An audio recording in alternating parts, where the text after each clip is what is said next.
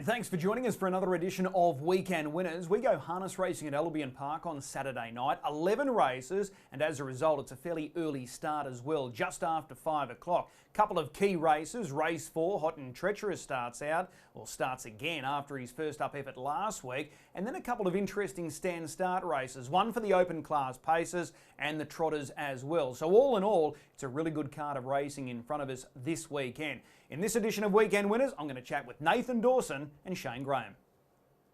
Number one driver in Queensland is in the hot seat to go through his drives on Saturday night. Nathan Dawson, appreciate the time. Good to be on, Chris.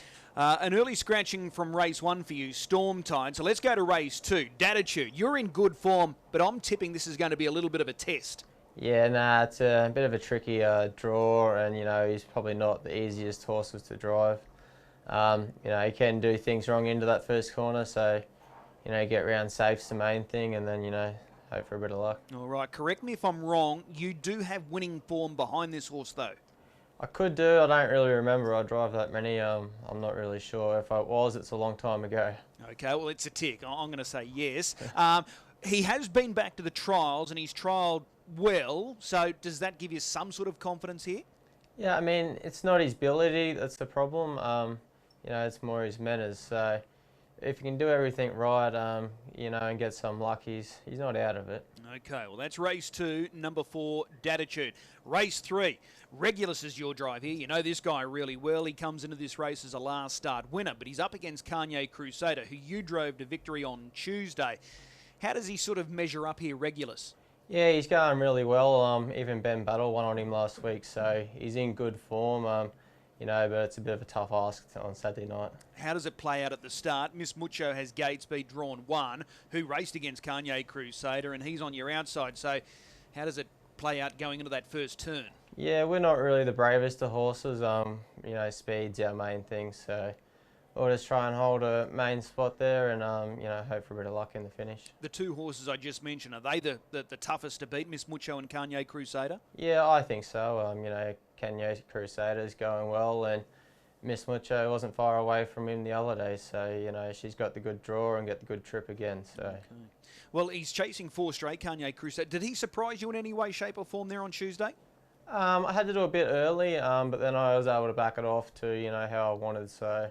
He was still good, but I thought when I got that easy bit through the middle, he should take some beating. All right, race 4, key runner at the meeting is Hot and Treacherous. Now, he was first up in basically 5 months there last week. You had to go up against Turn It Up, who was able to zip across and lead, and then he dropped a sub-27 quarter on the way home. What sort of mark did you give Hot and Treacherous last week? Yeah, no, I thought he was really good. He's probably a little bit outgrade there, but he's got to race them soon enough, so. He's sitting outside the best ones in Queensland, and he wasn't far away, so I'm sure he'll improve from a run like that and be, pretty good this week. You'd have to be a harsh marker to rate him poorly on that, given the fact that he was first up off a fairly lengthy break, and you're outside the reigning Queensland aged horse of the year, who can run brilliant sectionals like he showed, so you can't be too critical. No, that's right, Everyone had big hypes on him, but, I thought his run was very good. So, not often do too many horses sit outside, Turn It Up and, finish that close. Is it a good sign that he's on a 7-day backup? Yeah, I think so. I think it'll be good for him. He's quite a big, gross horse, so, the run like that should do him well. Okay, what are the early thoughts? Do you stay on the peg line or do you try and work off immediately? Oh, it's a bit tricky. I hate leaving 8 from, any draw or any trip. So, but when you got a horse like this, who's probably, one of the better ones in the race, sometimes you have to. Okay, well, as we know, he's gearing up towards those features during the Constellations in July, maybe even June as well. If he was able to get the victory here on Saturday night, it'd be a great thing for his confidence? Yeah, it would. It'd be good. And, even just to get that first win over here in Australia. So, hopefully he can get the job done and then we can aim up for some of the better races. All right, key horse there, Hot and Treacherous. Race 5, Young Conqueror, drawn gate 3. This looks really open on paper, so how do you assess his chances? Yeah, he's going, well without being impressive of late. So, as you said, it's an open race and probably the horse, who gets the best trip in the race will probably be the one who gets the money. Can he leave the gate here on Saturday night from 3? Yeah, he can. He gets out all right. But we don't want to be doing too much work early. Okay, but if he gets any sort of luck, he should be competitive? Yeah, I would expect him to be. On his right night, he's been more than competitive in this. Okay. Race 6, our Bondi Beach, another horse that you know really well. Drawn the inside of the second row, that's not a bad spot in this lineup. No, not at all. It's probably the perfect spot for him. On the fence, following him along. He's been probably a little bit below par of late, but he's a type of horse that, when he gets the right run, he pops up. Okay, the key horse in this race resuming, Slip the Hundy.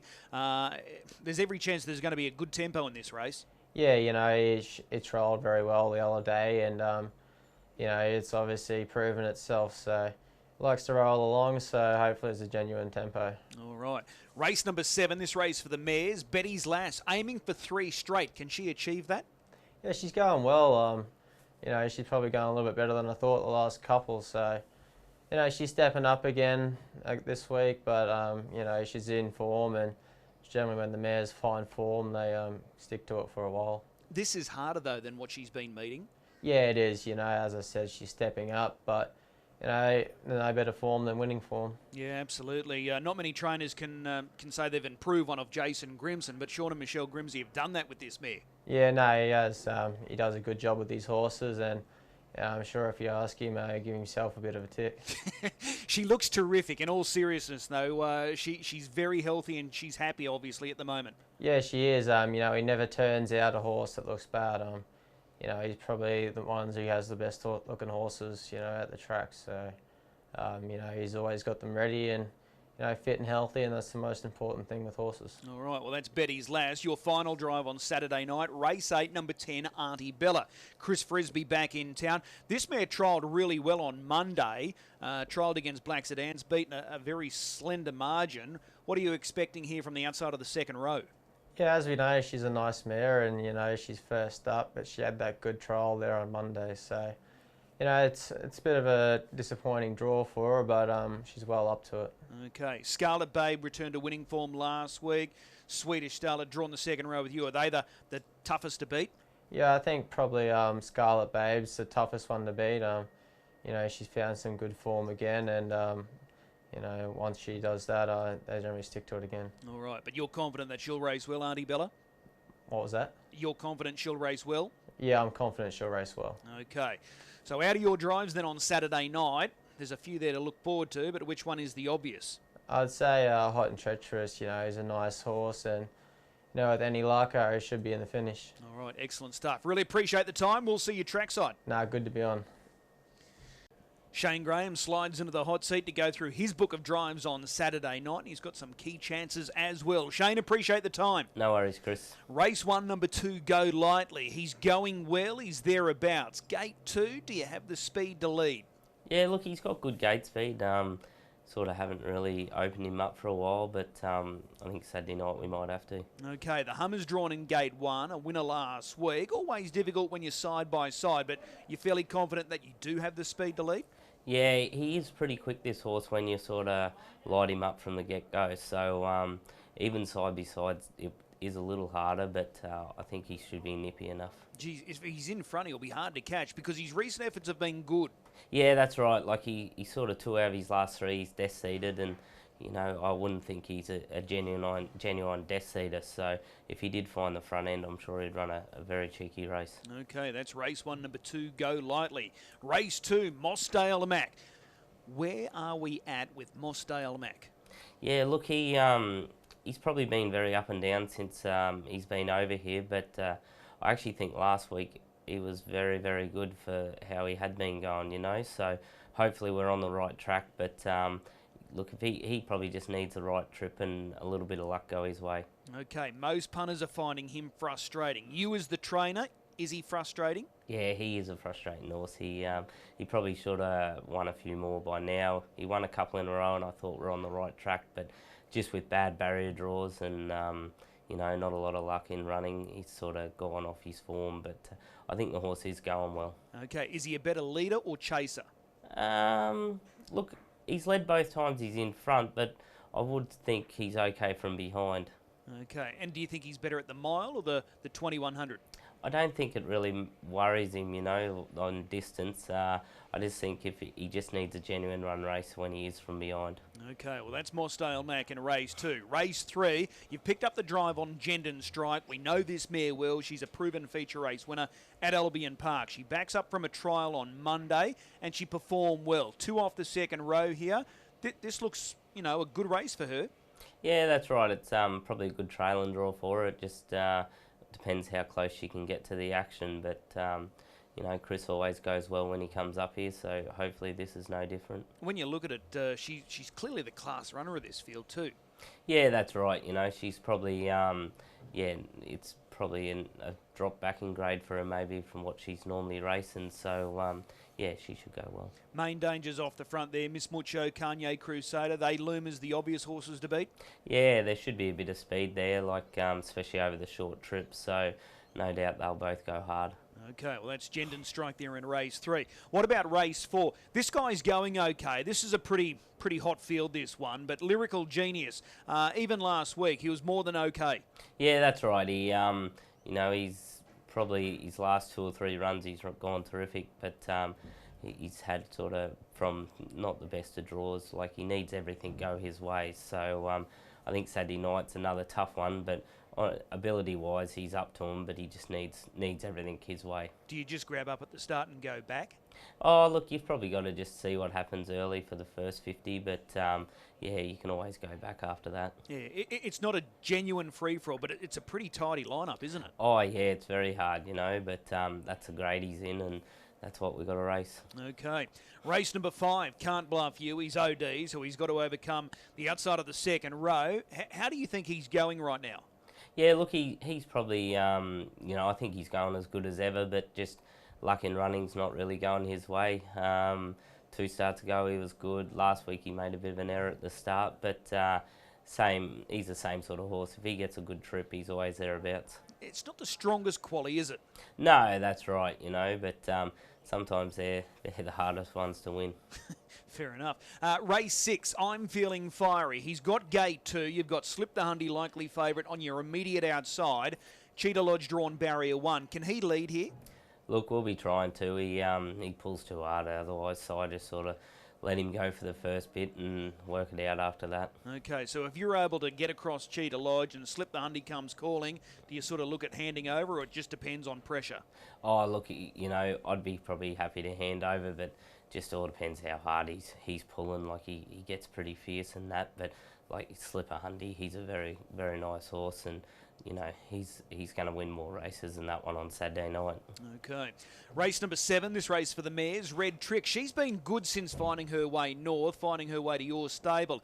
Good win last time out. She's got gate 7 here Saturday night. How do you assess her chances? Yeah, she's going very well. Probably she hasn't put in one bad run yet, and she's drawn bad again on Saturday night, but she's a go-forward horse that makes her own luck, so at least we're off the front line. How do you sort of grade this mare's quality compared to recent times? There's a few in here with good number form. Yeah, that's right. No, I think it's still a tidy enough race. She's going to have to sort of put her best foot forward to be able to win it. Okay. Overall, she's been a surprise packet for you? Yeah, I'd think so. She come up, her form was quite good without being anything, you know, great, but she seems to have got better up here with the warmer weather, I'd imagine. Yeah, and she loves to be either in front or up close to the speed. She likes being up handy. Yeah, that's right. She gets a bit fierce, so you just sort of go with her and keep her happy, and she seems to be able to keep sort of going. Okay, race 8 again for the mares. Open class mares here. Scarlet Babe, last start winner. What's the takeaway from last week? Is she back, or was that a race last week tailor-made for her in the end? Yeah, look, it sort of probably was made for her with that quick quarters, but I think her closing half was probably, you know, it wasn't even like the last quarter was the slowest. I think it was still a 27 last quarter. So she, I've been pretty happy with her last probably 3 runs, but just things haven't been totally going her way. And the other night they ran it to suit and she was close enough. So yeah, look, I think she's going as good as she ever has. It's probably, you know, just she's in that grade where you just need things to go your way a bit.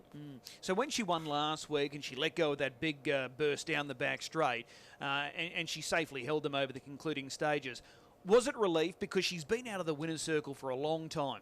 Yeah, that's right. I didn't actually realise it'd been that long until you announced it. So yeah, it was good to win another race with her, as she's yeah, it's been a long time. But I knew she was going well, but just yeah, just hadn't been able to knock one off. Okay, big question here, gate 7. Do you light her up early, or are you going back? Oh, I think, you know, like probably the main dangers are on the back line, so we've probably got to look to stay in front of them. Okay, so Swedish Star that Auntie Bella the main threats? I think so, yeah. All right. Race 9, LL Cool J steps out in the open class stand race. So under these conditions, he looks well placed. Yeah, that's right. You know, he handles the stands, no worries, and his last 2 runs have been very good. So yeah, he'll be thereabouts. Were you happy with the 10 metres allocated to him? Yeah, I think he had to get that with the way that it was drawn on his band assessment, so 10 was good. Okay, so looking at it, Redcliffe Cup, the first of our features, worth a bit of money this year as well. He's won a Redcliffe Cup previously. Is that a target? Yeah, I think so. You know, like he's getting better each run, so hopefully by Redcliffe he's probably back to where he was maybe 2 seasons ago. So that's definitely a target. Okay, and just looking at your rivals here, it's difficult to sort of single one out. There's a few there with a little bit of luck can feature. Oh, that's right, you know, and especially being a stand, like everyone's a bit new at it, so you don't know exactly what's going to step and what isn't. So it's definitely, you know, it's going to be a very open field. Okay, race 10 for the 3-year-olds here, small but select field.